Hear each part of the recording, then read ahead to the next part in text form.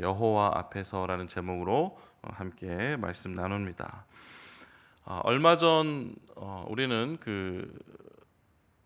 아시안 게임, 광저우 아시안 게임이 성황리에 끝나는 것을 잘 보았습니다. 우리나라는 800명이 넘는 선수를 아시안 게임에 내보냈고 몇 개의 메달을 땄는지 아십니까? 840여 명의 선수가 나가서 190개의 메달을 땄습니다. 좋은 결과죠. 그런데 이번에 이제 아시안 게임에 메달을 딴 선수들을 곰곰이 살펴보니까 그들의 이제 부모가 이미 이제 아시안 게임이나 올림픽 메달리스트였던 경우가 종종 있었다고 합니다. 여러 명 있었다고 하는 거예요. 그러니까 부모의 어떤 그 운동 신경, 그렇죠? 이것을 자녀도 그대로 이어받아서 부전자전, 모전자전 메달리스트가 된 것이죠. 이것은 이제 영적으로도 부전자전, 모전자전 이렇게 부모의 모습, 부모의 신앙을 그대로 또 그 자녀들이 닮아가는 것을 종종 우리도 보게 됩니다.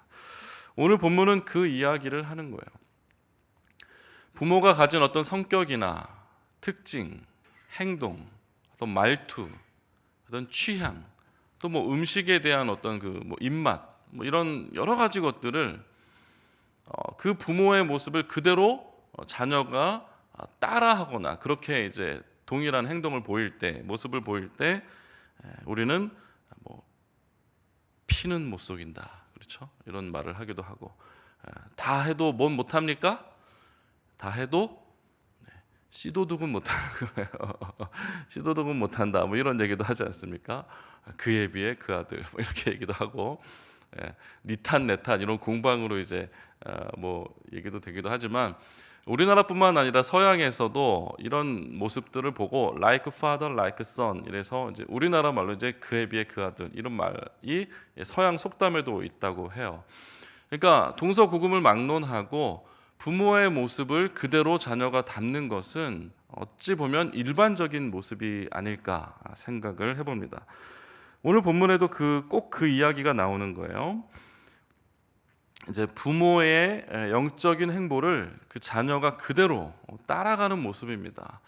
그리고 북이스라엘의 왕의 이야기, 또 남유다 왕의 이야기, 그 두 이야기를 또 대비시키면서 어느 나라는 아버지의 나쁜 영적인 행보, 또 어떤 나라는 아버지의 선한 영적인 행보를 이어간다라는 것을 말하고 있는 거예요.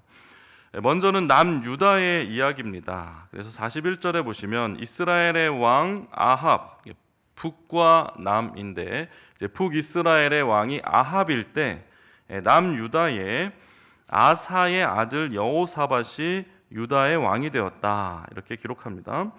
이제 선한 왕 중에, 남유다의 선한 왕 중에 다윗이 있고 또 아사가 있습니다. 이제 뒤에 이제 계속해서 이제 선한 왕이 몇 명 더 나오긴 하겠지만 현재까지는 이제 다윗 그리고 아사 이렇게 두 사람이 있는데 그 아들 아사의 아들 여호사밧의 이야기가 오늘 이제 기록되죠. 여호사밧은 왕이 될 때 나이가 35세였고 그가 25년 동안 다스렸다고 하면서 그의 어머니 이름이 기록되어 있습니다. 아수바라고 기록이 되어 있고, 또 43절에 보니까 여호사밧이 그의 아버지 아사의 모든 길로 행하여 돌이키지 아니하고 누구 앞에서 정직히 행하였다고 기록합니까? 오늘 제목이죠. 여호와 앞에서 정직히 행하였다, 이렇게 기록합니다. 그러나 계속해서 43절은 산당은 패하지 아니하였으므로 백성이 아직도 산당에서 제사를 드리며 분향하였더라. 안타까운 점이지만 여호와 앞에서 정직히 행하려고 그 아버지가 행한 대로 이 아들도 여호와 앞에서 정직히 행하려고 애써 왔다고, 그 아버지가 선한 왕이었던 것처럼 그 아들도 여호와 앞에서 선한 왕이었다고 기록을 합니다. 다만 그 아버지도 완벽하게 모든 것을 척결해내지 못했던 것처럼, 그 부정한 것들을 척결해내지 못했던 것처럼 아들도 그러한 모습이 있었다는 것을, 또 연약한 점이 있었다는 것을 설명하는 거죠. 44절에 보시면 여호사밧이 이스라엘의 왕과 더불어 화평하니라. 그러니까 어떤 그 연약한 부분들을 이렇게 좀 섞어서 기록을 하고 있는데, 그냥 본문의 흐름대로 살펴보겠습니다. 여호와 앞에서 정직히 행한 것은 잘했지만 산당을 폐하지 못한 것은 부족한 점이었어요. 그리고 또 한 가지 부족한 점이 있다면 그것이 무엇인가 하면 바로 여호와를 섬기면서 여호와를 섬기지 않는 배역한 북이스라엘의 왕과 더불어 화평하였다는 거예요. 그러니까 하나님을 잘 섬기면서 하나님을 업신여기고 또 대적하는 그 사람과 아주 친밀한 관계를 맺고 있었다는 것을 지적합니다. 45절에 여호사밧의 남은 사적과 그가 부린 권세와 그가 어떻게 전쟁하였는지, 그러니까 전쟁의 어떤 좋은 결과를 많이 내기도 했나 봐요. 여기에는 짧게 기록되어 있지만 역대기 하에 가면은 무려 4장에 걸쳐서 방대하게 여호사밧의 사적에 대해 자세히 기록을 하고 있습니다. 그런 많은 공을 세웠던 사람임에 분명해요. 그러면서 46절에 보니까 또 그가 잘한 점을 또 기록합니다. 그가 북이스라엘과 화평한 건 잘못했지만 또 잘한 게 있대요. 46절에 보니까 그가 그의 아버지 아사의 시대에 남아있던 남색하는 자들을 그 땅에서 쫓아냈다. 이렇게 또 기록하죠. 잘한 거죠. 그러나 어떻습니까? 또 여호사밧의 실수에 대해서 또 기록해요. 계속 이제 47절을 보시면 48절이죠. 우리 한번 같이 읽어보겠습니다. 48절 말씀 시작. 여호사밧이 다시스의 선박을 제조하고 오빌로 금을 구하러 보내려 하였더니 그 배가 에시온게벨에서 파선하였으므로 가지 못하게 되매라고 기록합니다. 자, 이 내용만을 봐서는 도대체 이것이 무슨 잘못인가 이렇게 생각이 들 수도 있습니다. 그러나 역대하의 기록을 보면 여기서 여호사밧이 다시스의 선박을 제조했다. 에시온게벨에서 그것을 제조했을 거예요. 그 에시온게벨에서 이 다시스로 가는 선박을 제조한 것은 남유다의 혼자 힘으로 선박을 제조한 것이 아니고 북이스라엘과 연합하여 이 선박을 제조한 것이라고 성경은 기록하고 있습니다. 역대하는 그렇게 기록하고 있어요. 그런데 이 일이 어떻게 되냐면 49절에 보니까 아합의 아들 아하시아가 여호사밧에게 이르되 그러니까 파선하였으므로 가지 못하게 되었다고 기록하지 않습니까? 그러니까 그 배가 에시온게벨에서 북이스라엘과 남유다가 연합하여 배를 이제 조선하였고 건조하였고 이것을 이제 처음 이제 출항하여 다시스로 보내려고 하는데 그 배가 가기도 전에 그곳에 도착하기도 전에 이제 파선한 거예요. 그렇게 되니까 이제 북이스라엘의 왕이 어찌어찌 어떤 여러 이야기를 하면서 내 종들, 북이스라엘 종들을 당신의 종과 함께 배에 가게 하라. 다시 어떤 그 일을 잘 수습할 수 있도록 하라. 뭐 어떤 이런 이야기가 있었던 것 같아요. 근데 이때에 여호사밧이 허락하지 아니하였더라라고 기록을 합니다. 짧게 기록이 되어 있지만 역대하의 설명을 빌자면 이 일을 놓고 이 배를 이 선박을 건조하는 것을 놓고 엘리에셀이라는 선지자가 여호사밧에게 와서 지금 당신이 아하시아 왕, 북이스라엘의 아하시아 왕과 그렇게 긴밀하게 교제하는 것을 하나님께서 기뻐하지 않으신다. 그러니까 지금 너희들이 배를 건조하여 그것을 가지고 출항하려고 하고 있지만 그 배가 반드시 파선하게 될 것이다 라고 경고를 하는 거예요. 그런데 실제로 그 일이 일어난 겁니다. 그러니까 그 상황을 목격한 이 아하시아 왕이 깜짝 놀랐겠죠. 정말 선지자의 말대로 하나님이 내가 북이스라엘과 연합하여 그들과 교제한 것을 기뻐하지 아니하셨구나. 그래서 결국 그의 예언대로 하나님의 말씀대로 이 배가 그렇게 공을 들여서 만들어낸 이 배가 결국 파선하고 말았구나라는 것을 깨닫고 북이스라엘 왕이 야 우리 다시 힘을 모아서 어떻게 해보자, 우리의 종들을 같이 배에 실어서 어떻게 하자라는 그 제안을 깔끔하게 거절하였다는 것을 이제 본문에 기록하고 있는 것입니다. 결국 여호사밧은 그의 긴 통치를 마치고 이제 장사되었다라고 기록합니다. 그러니까 뭐 여러 가지 종합하여 보았을 때 그가 보여준 어떤 영적인 실수들도 성경에 많이 기록이 되어 있지만 그 본질은 아버지 아사가 행한 그 길을 그대로 따랐다는 것을 성경은 말하고 있습니다. 또 반면에 이 부전자전의 신앙인데 안 좋은 경우예요. 부정적인 경우. 아버지의 악행을 그대로 답습한 아들이 등장을 합니다. 그것은 이제 북이스라엘의 경우예요. 51절부터 보시면 유다의 여호사밧 왕 제17년에 아합의 아들 아하시아가, 아합은 이제 우리가 너무나 잘 아는 왕이죠. 그 아들 아하시아가 사마리아에서 왕이 되었다라고 하면서 52절, 53절까지 내용을 쭉 살펴보면 다 그의 잘못된 것을 기록해 놓고 있습니다. 이 아하시아 왕에 대해서는 어떤 것도 선한 것을 기록하지 않아요. 그 아합이 그랬잖아요. 그 아버지 아합이 그랬잖아요. 그의 어머니 이세벨이 그랬잖아요.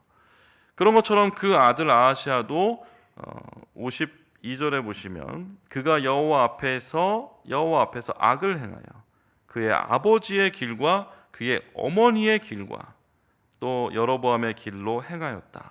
그렇죠? 부전자전 모전자전의 영적인 행보를 그 아들이 보였다라고 기록을 하는 것입니다. 오늘 말씀을 이제 통해서 우리가 생각해 보아야 될 것이 있습니다. 뭐 씨도둑은 못하고 피는 못 속이는 그런 일들이 어떤 뭐 행동이나 뭐 말투, 어떤 취향, 성격 뭐 이런 것에서도 고스란히 드러나지만 우리는 우리의 자녀를 양육하면서 가정에서 또는 우리 교회 공동체 안에서 우리의 다음 세대를 우리가 가르치고 지도하면서 우리는 부모된 자로서 정말 그들에게 영적인 유산을 건강하게 잘 물려주기 위한 그런 노력이나 신경을 쓰고 있는지에 대해서 우리는 살펴보아야 하는 것입니다. 너무나 이제 이율배반적인 모습들을 가질 때가 많죠. 가정에서는 공부나 열심히 해라 이렇게 이야기하고, 그렇죠? 네 친구보다 더 공부를 잘해야 되지 않겠느냐. 그러면서 교회에 와서는 서로 이웃을 사랑해야 된다. 또 하나님을 사랑해야 된다. 또 하나님을 잘 섬겨야 된다. 이렇게 이야기하고, 그러니까 그런 이율배반적인 부모들의 모습을 볼 때 자녀들은 굉장한 혼란을 겪게 되는 거예요. 우리는 알지도 못하는 경우에 너무나 자연스럽게 그러한 모습을 보일 때가 있는지도 몰라요. 빅토르 위고, 레미제라블을 기록한 빅토르 위고는 이런 말을 했습니다. 최고의 가정교육은 무엇일 것 같습니까? 최고의 가정교육. 최고의 가정교육은, 이 빅토르 위고가 하는 말은 배우자를 사랑하는 것이라고 이야기했어요. 이게 아무것도 아닌 것 같은데 곰곰이 생각해 보아야 할 일인 거예요. 우리가 교회 안에서 하나님을 사랑해야 된다고 이야기하지만 가정에서는 세상을 사랑하고 돈을 사랑해야 된다고 계속해서 가르치면 이것은 너무나 이율배반적인 모습이죠. 자녀에게 바른 사람이 되라, 건강한 사람이 되라고 이야기하면서 그 부부가 서로를 비난하고 서로를 탓하고 책망하고 싸우는 모습들만 계속해서 보여준다면 그 부모의 이중적인 모습에서 자녀들은 도무지 배울 것이 없는 거예요. 혼란스러운 거예요. 교회에서도 마찬가지죠. 하나님의 사랑을 이야기하면서 성도들의 모습 가운데 사랑하는 모습이 없다면 우리의 다음 세대들은 어른의 신앙의 뒷모습을 보고 도대체 우리는 어떻게 살아야 하나, 이런 영적인 혼란과 갈등을 겪을 수도 있는 것입니다. 지금 이 선한 왕이었던 아사나 또 여호사밧도 하나님 앞에서, 여호와 앞에서 정직히 행하였다고 기록하고 있지만 그들이 여전히 완벽하게 또 해내지 못했던 부분들이 남아 있었던 거예요. 그러니까 우리도 그럴 수 있다는 거죠. 우리도 하나님 앞에서 정직히 행하게 살려고 몸부림치고 있지만 실상 여전히 쫓아내지 못하고 제거하지 못한 산당의 모습들, 남색하는 모습들, 이런 모습들이 여전히 우리 가운데 있을 수 있다는 것이죠. 그것을 말씀을 통해 살펴 깨달아야 하는 것입니다. 그리고 우리의 어떤 가정에서나 또 교회 공동체 안에서나 어디를 가든지 항상 지난번 주일날도 이제 우리가 말씀을 통해 배웠지만 이 기독교 세계관을 가지고 성경적인 가치관을 가지고 여호와 앞에서, 내가 여호와 앞에서 이렇게 말하는 것이, 이렇게 행동하는 것이 과연 정직한 것인가, 올바른 것인가 라는 것을 늘 반추하면서 우리의 신앙뿐만 아니라 우리의 자손들의 또 우리의 어떤 다음 세대들의 신앙까지도 우리가 고려하면서 행동하고 말해야 할 것입니다. 이제 말씀을 마무리합니다. 여호와 앞에서 이들은 정직하게 행하려고 애썼던 그런 다음 세대가 그러한 왕이 있었던 반면 또 어떤 경우에는 여호와 앞에서 계속해서 악을 행하는 자들도 있었습니다. 이것이 고스란히 그의 다음 세대로 이어져 가는 것을 봐요. 물론 그렇지 않은 경우도 성경에는 많이 나옵니다. 그래서 거기에 대해서 다음 세대나 자녀들의 어떤 영적인 상태에 대해서 100% 우리가 다 책임을 져야 된다고 그렇게 너무 큰 부담을 가질 것까지는 없어요. 하지만 분명한 거는 우리에게도 책임이 있다는 거죠. 그리고 책임을 지려고 애쓰는 것이 사실은 부모의 모습이어야 하죠. 그것을 나의 책임으로 돌리는 것이 어른의 모습이기도 한 것입니다. 그래서 오늘 살아갈 때에 우리는 우리의 기분대로, 나의 생각대로, 또 나의 가치관대로 그대로 하고 싶은 대로 살아가는 것이 아니라 정말 내가 금메달을 따고, 그렇죠? 금메달만 중요한 게 아니니까 또 은메달을 딸 수도 있죠. 또 동메달을 딸 수도 있고, 나도 영적으로 메달리스트가 될 수 있도록 노력할 뿐만 아니라 나의 자손들도 또 영적으로 또 메달리스트가 될 수 있도록 그렇게 잘 교육하고 또 훈련시키는 것이 우리에게 너무나 중요하다는 것을 성경은 말해주는 것입니다. 오늘 하루 살아갈 때 그것을 살피고 또 우리의 인생 가운데 긴 계획 가운데 하나님 앞에서 코람데오 정직한 모습으로 살아갈 수 있도록 그렇게 애쓸 때 우리 교회 공동체뿐만 아니라 우리 가정과 자녀들에게도 하나님께서 큰 축복을 부어주시리라 믿습니다.